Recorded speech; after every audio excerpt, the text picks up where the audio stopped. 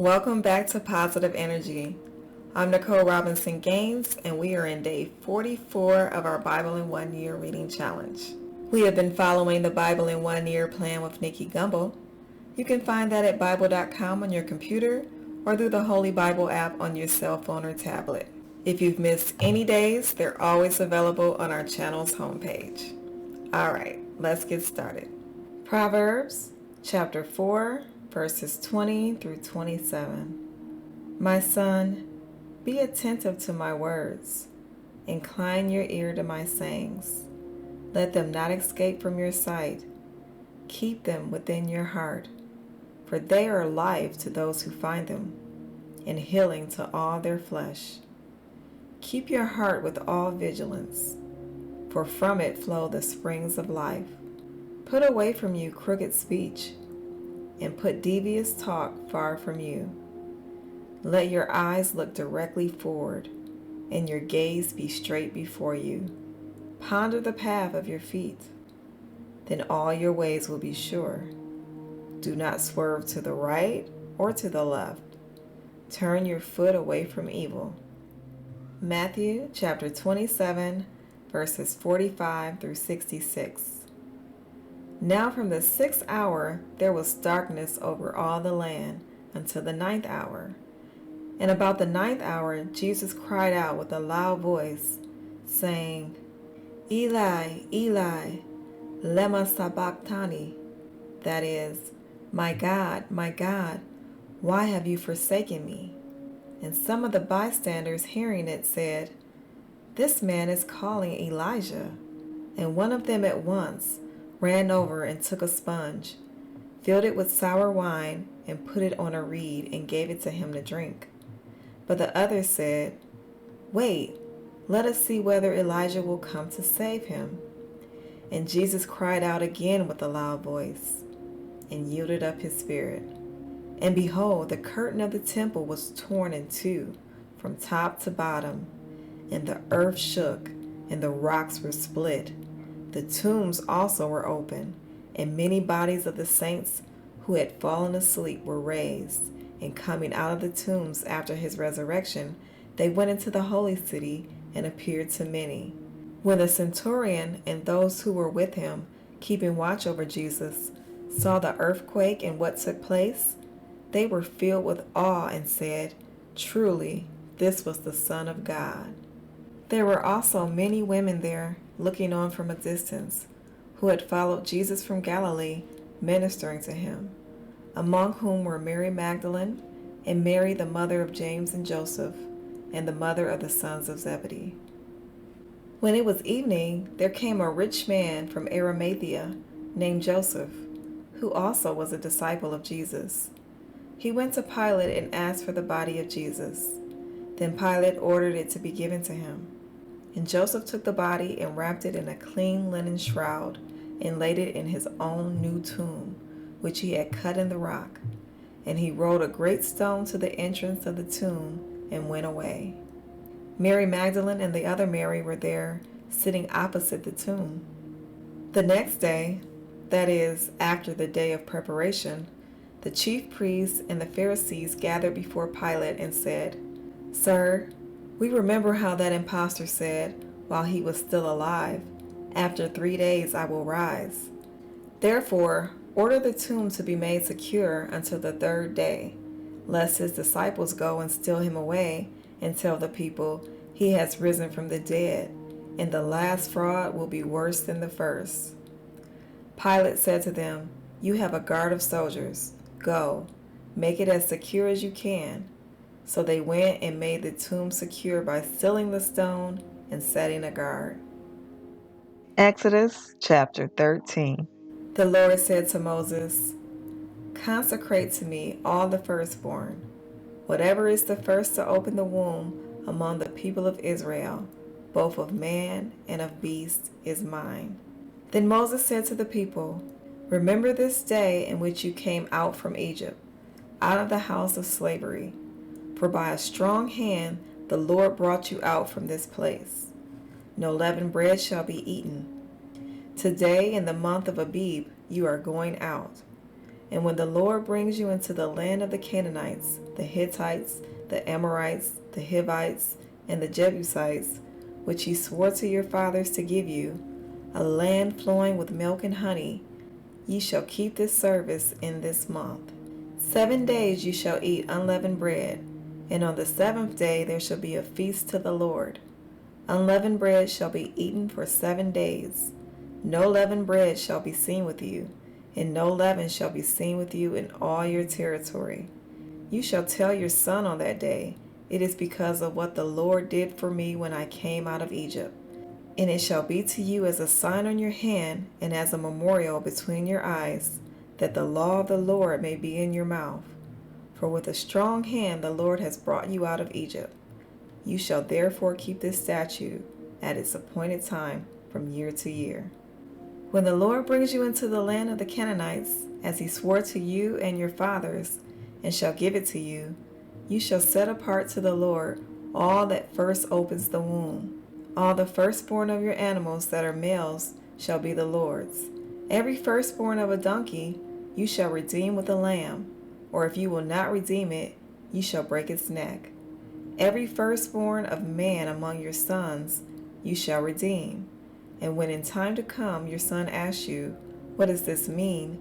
You shall say to him, by a strong hand the Lord brought us out of Egypt from the house of slavery. For when Pharaoh stubbornly refused to let us go, the Lord killed all the firstborn in the land of Egypt, both the firstborn of man and the firstborn of animals. Therefore I sacrifice to the Lord all the males that first open the womb, but all the firstborn of my sons I redeem. It shall be as a mark on your hand, or frontlets between your eyes. For by a strong hand the Lord brought us out of Egypt. When Pharaoh let the people go, God did not lead them by the way of the land of the Philistines, although that was near. For God said, lest the people change their mind when they see war and return to Egypt. But God led the people around by the way of the wilderness toward the Red Sea. And the people of Israel went up out of the land of Egypt equipped for battle. Moses took the bones of Joseph with him, for Joseph had made the sons of Israel solemnly swear, saying, God will surely visit you, and you shall carry up my bones with you from here. And they moved on from Succoth and encamped at Etham, on the edge of the wilderness. And the Lord went before them by day in a pillar of cloud, leading them along the way, and by night in a pillar of fire to give them light, that they might travel by day and by night. The pillar of cloud by day and the pillar of fire by night did not depart from before the people. Exodus chapter 14. Then the Lord said to Moses, tell the people of Israel to turn back and encamp in front of Pi-hahiroth, between Migdal and the sea. In front of Baal-zephon, you shall encamp facing it by the sea. For Pharaoh will say of the people of Israel, they are wandering in the land, the wilderness has shut them in. And I will harden Pharaoh's heart, and he will pursue them. And I will get glory over Pharaoh and all his host. And the Egyptians shall know that I am the Lord. And they did so. When the king of Egypt was told that the people had fled, the mind of Pharaoh and his servants was changed toward the people.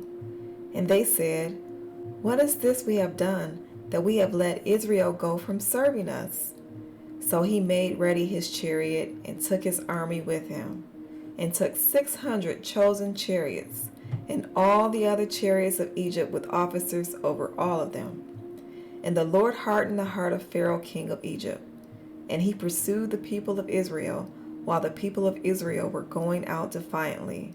The Egyptians pursued them, all Pharaoh's horses and chariots, and his horsemen and his army, and overtook them and camped at the sea, by Pi-hahiroth in front of Baal-zephon. When Pharaoh drew near, the people of Israel lifted up their eyes, and behold, the Egyptians were marching after them, and they feared greatly. And the people of Israel cried out to the Lord. They said to Moses, it is because there are no graves in Egypt that you have taken us away to die in the wilderness? What have you done to us in bringing us out of Egypt? Is this not what we said to you in Egypt? Leave us alone that we may serve the Egyptians? For it would have been better for us to serve the Egyptians than to die in the wilderness. And Moses said to the people, Fear not, stand firm and see the salvation of the Lord, which he will work for you today. For the Egyptians whom you see today, you shall never see again. The Lord will fight for you, and you have only to be silent. The Lord said to Moses, Why do you cry to me? Tell the people of Israel to go forward. Lift up your staff and stretch out your hand over the sea and divide it, that the people of Israel may go through the sea on dry ground. And I will harden the hearts of the Egyptians, so that they shall go in after them. And I will get glory over Pharaoh and all his host, his chariots and his horsemen. And the Egyptians shall know that I am the Lord, when I have gotten glory over Pharaoh, his chariots and his horsemen. Then the angel of God, who was going before the host of Israel, moved and went behind them. And the pillar of cloud moved from before them and stood behind them, coming between the host of Egypt and the host of Israel. And there was the cloud and the darkness, and it lit up the night, without one coming near the other all night. Then Moses stretched out his hand over the sea, and the Lord drove the sea back by a strong east wind all night, and made the sea dry land, and the waters were divided. And the people of Israel went into the midst of the sea on dry ground, the waters being a wall to them on their right hand and on their left. The Egyptians pursued and went in after them into the midst of the sea, all Pharaoh's horses, his chariots, and his horsemen. And in the morning watch, the Lord in the pillar of fire and of cloud looked down on the Egyptian forces, and threw the Egyptian forces into a panic, clogging their chariot wheels so that they drove heavily. And the Egyptians said, Let us flee from before Israel, for the Lord fights for them against the Egyptians. Then the Lord said to Moses, Stretch out your hand over the sea, that the water may come back upon the Egyptians, upon their chariots, and upon their horsemen. So Moses stretched out his hand over the sea, and the sea returned to its normal course when the morning appeared. And as the Egyptians fled into it, the Lord threw the Egyptians into the midst of the sea. The waters returned and covered the chariots and the horsemen. Of all the host of Pharaoh that had followed them into the sea, not one of them remained. But the people of Israel walked on dry ground through the sea, the waters being a wall to them on their right hand and on their left. Thus the Lord saved Israel that day from the hand of the Egyptians. And Israel saw the Egyptians dead on the seashore. Israel saw the great power that the Lord used against the Egyptians. So the people feared the Lord, and they believed in the Lord and in his servant Moses. That is our Bible reading for today. Be sure to mark your progress on the lesson plan and read today's devotional. The devotional will help you to understand more of what we just read. As always, thank you for reading with me, and I'll see you tomorrow. Have a blessed day.